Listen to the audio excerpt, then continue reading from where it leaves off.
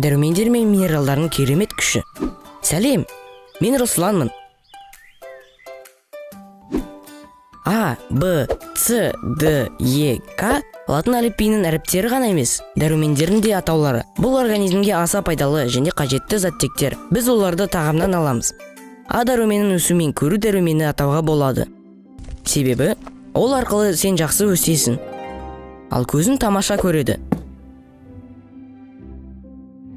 Б тобы дәрумендері: Б1, Б2, Б3, Б6, Б7, Б9, Б12. Бұл мидың сүйікті дәрумендері.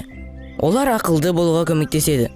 Тіпті күрделі ақпаратты да есте сақтауға көмектеседі.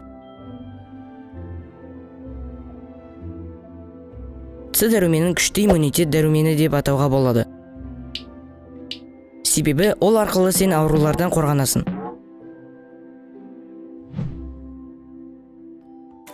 Е дәрумені сені күшті және төзімді етеді. Д дәрумені К дәруменімен бірге сен сүйегіңді мықты етеді және көптеген басқа маңызды қызметті орындайды. К дәрумені 40 қабатта, ашытылған 40 қабатта, көкте, қиярда, қызанақта, құлпынайда, ірімшікте көп кездеседі. Д дәруменін алу үшін балық, жұмыртқа, сүт, айран және басқа сүт өнімдерін тұтыну қажет. Сонымен қатар күн сәулесінде көп серуендеу қажет. Себебі Д дәрумені күн сәулесінің әсерімен теріде түзіледі. Денсаулығын зор, күшті, ақылды және сымбатты болу үшін тағам арқылы дәрумендермен қатар минералды заттектерді де алу қажет. Мысалы, темір, кальций, йод, мырыш, магний және басқаларды.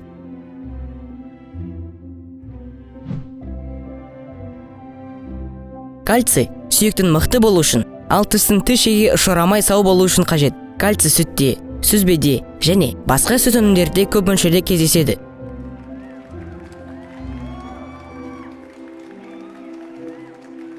Магний, мырыш, йод мидың жақсы жұмысы және иммунитет үшін маңызды.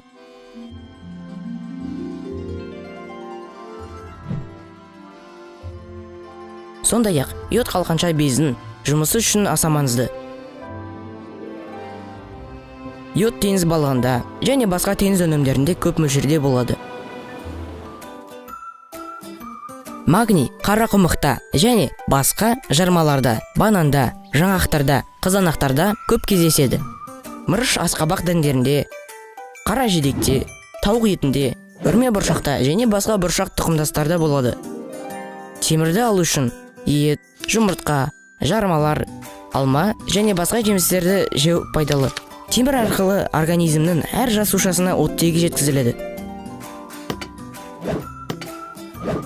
Осыған дейін мен атаған және көрсеткен өнімдерді пайдалы тағам деп атайды. Себебі бұл табиғи өнімдер, оларды табиғатта, бау-бақшада немесе фермада кездестіруге болады. Барлық пайдалы өнімдерде дәрумендер мен минералдар көп мөлшерде кездеседі.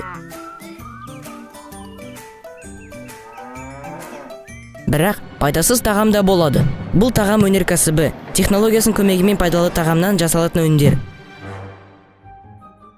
Пайдасыз тағамға чипсілер, кәмпит, печенье, тәтті пісірмелер, гамбургерлер, хот-догтар, сосискалар, шұжықтар, қант қосылған зауыттық сусындар жатады. Пайдасыз тағамда дәрумендер мен минералдар жоқ деп айтуға болады. Сондықтан оны тұтынбау қажет. Есінде ұста, дәрумендердің барлығы қажетті, минералдардың барлығы маңызды. Тек пайдалы тағамды тұтын. Көкөністер, жемістер, ботқа, балық, бұршақ тұқымдастар, тауық еті, сүт өнімдері. Сонда барлық дәрумендер мен минералдарды қажетті мөлшерде аласың. Дұрыс тамақтансаң, денсаулығың мықты, қуатың зор болады.